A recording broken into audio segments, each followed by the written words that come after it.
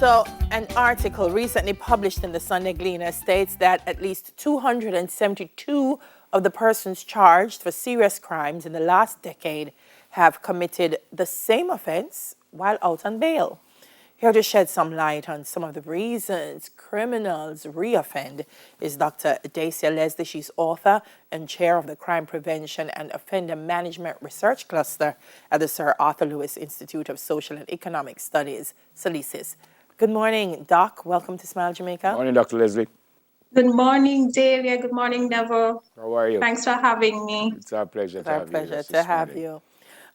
Doc, I want to go global first before we break it down nationally. What are the reasons that tend to, I guess, allow is a strong word, but what drives recidivism? Why do people reoffend? Okay, so the risks associated with recidivism or persistent offending behavior, they tend to be quite complex and interconnected and may include, limited opportunities to educational training, unemployment, mental illness, weak social bonds, institutionalization, limited housing and relocation options, hardening based on the experiences in the facility, unsevered gang affiliations, bounded rationality. So, Delia, there are a host of risk factors to consider at the familial, individual, community, structural, institutional levels. But at the heart of it, I do believe there is structural inequality. Yep. Do they do the same thing that they were charged for normally or no?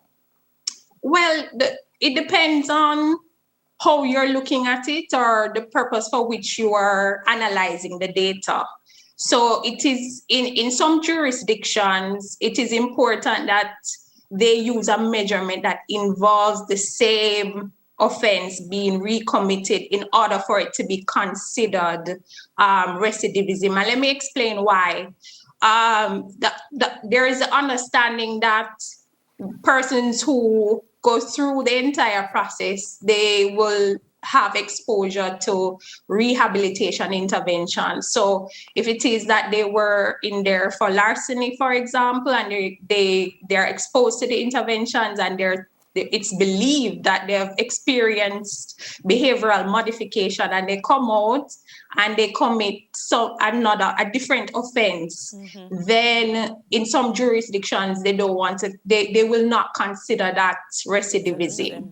But of course, the whole idea of just breaching formal societal norms, which is the law, in other jurisdictions suffice when considering what is considered recidivism. Yes, but for this interview, when we said, Delia said 272, do you know if the 272, they went back in for the same thing or no? I understand what you said earlier. I'm just trying to figure out if it's the same thing that they did. Okay, so in relation to that Gleaner article, and I had a chance to just glimpse at it before this interview, but I would say the closer examination is required because it's not clear the data that is being referenced in that article provided by the Court Management Services. It's not publicly available and it's not it's not reported in the Economic and Social Survey of Jamaica. So closer examination of that data set would be necessary. Also, for us to get a better understanding of the severity of the situation, it would be better to use percentages or the rates rather than the figures, because I noticed that the figures speak about over a 10-year period, right? Of what percent, of the total number of persons who receive bail, what percentage does this represent? If you get what I'm saying. Yeah, man. Yes. Perfectly. Yeah. Doc, I'm listening, and I mean, I when I listen to all the structural challenges that you outline, we have a lot here in Jamaica. So I'm thinking, is this the chicken and the egg? Because we're going to put people out on bail, but I think we already know that we don't have the structure to support any kind of rehabilitative change. So are we putting people on bail knowing that the environment is invariably going to send them back?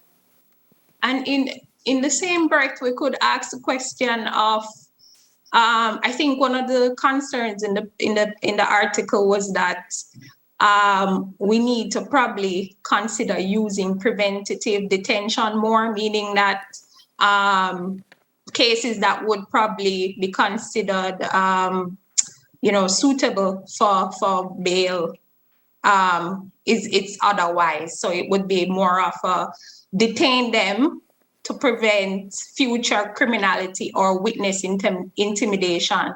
So we could flip that question, Delia, and ask, are we pushing for preventative detention when we know that the correctional services are stretched? There's an issue of overcrowding in some facilities, which then limit opportunities for rehabilitation taking place inside. Yeah. But I do believe there is always hope, and I do believe there are some what we call low-hanging fruits, some things that we can do to rectify the situation, even despite the limited fiscal space that we might have, right? And one of the things that, one of the things the article flagged was the need to kind of have a look at how recidivism is defined by the Bail Act. The emphasis there being on 3 previous convictions, whereby in a general sense, recidivism is any second or more conviction. So we might need to take a closer look at the Bail Act. The implication of redefining recidivism might be, increasing the deterrent effect of the course of action.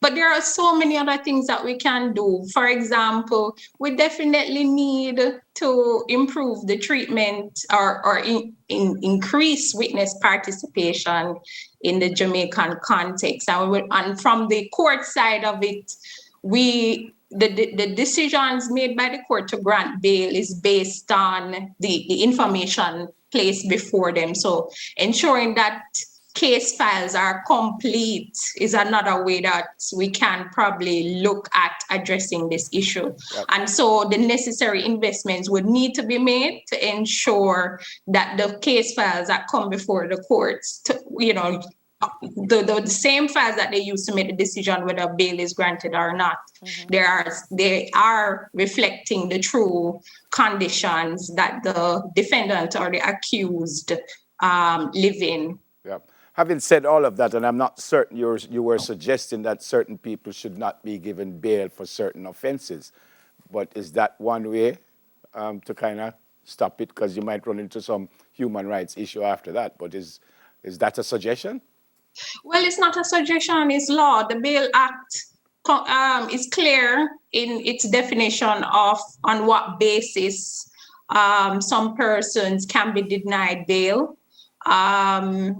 And yet, so persons who are interested in finding out more about those conditions can have a look at the Bail Act, which is publicly available online. But definitely, if there is the concern that the release of a person might lead to witness intimidation, especially in high-profile cases, right, it might be a basis for for the judge to deny bail. But there are a number of other considerations that we can explore maybe in another conversation. Amen. All right. Thanks much for speaking with us.